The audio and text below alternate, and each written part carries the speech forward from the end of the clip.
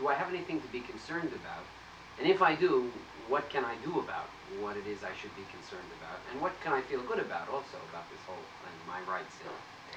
I want to talk first about how individuals have some of the uh, capacities for being helped by technology if we only, as a society, knew what we wanted to do. I talked about the dilemmas of people who run organizations, but before we get to individual rights, there are lots of things we could do with the technology if we as a whole society decided that we wanted to use it that way. For example, supposing that at every street corner or at stores located throughout a city, you had terminals and you could find out which store had been cited for violations of price gouging, which restaurants had roaches found by the health inspector, and all of the information that's stored in government files and stored supposedly for consumer protection was really out there so the average person could see it.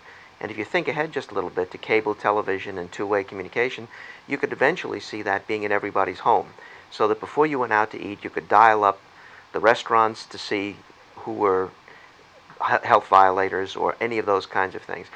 For example, many of my friends believe that the home computer is the great engine that's going to unlock this.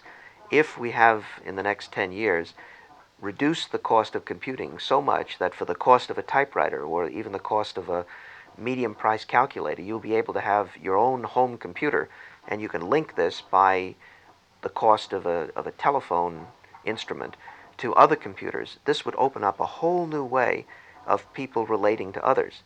Then the question will be, why do people want to do that? What purposes will it serve? And that's a whole open area that we just don't know anything about yet. Mm-hmm. The middle class, for example, has opportunities that, as a result of information technology, make life, very, very happy for them. For example, I can go to San Francisco, and if I want to buy a suit for $200, I can flash a little piece of plastic and get instant credit. And that's possible only because a telecommunications system can identify me, make sure I haven't exceeded my floor limit for American Express or Visa, will make sure that my balance is within the range of unpaid balance that they permit me, and so I get my suit. That's a tremendous convenience. I can get an airline reservation with instantaneous accuracy, and I'll get the seat I want and all those kinds of things.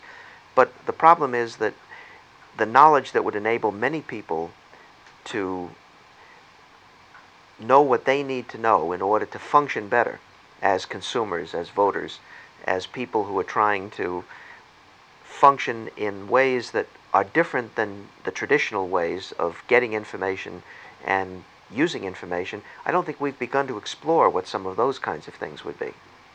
How did this privacy issue arise? Quickly, what I'm really asking is, were people always concerned about privacy, or has there been a change? And why has this change occurred? Did information technology play any role in the change?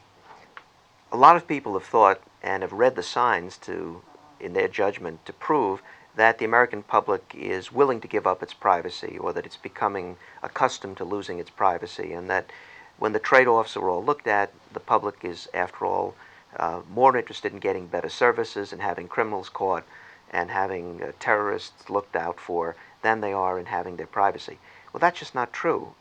There was a study done by Lewis Harris and Associates called the Sentry Privacy Study that I was an advisor on, and we asked people how concerned they were about threats to their own personal privacy. And 64% of the American public said that they were very concerned about threats to their own privacy. And two-thirds of the American public said they now see privacy as something which should be added to life, liberty, and the pursuit of happiness at that fundamental level of value in the society. And that we're now learning how to enact laws and how to get organizations to put rules in place that will protect the patient in the hospital, the consumer in the business community, the employee on the job, the taxpayer in relationship to tax authorities or the welfare client.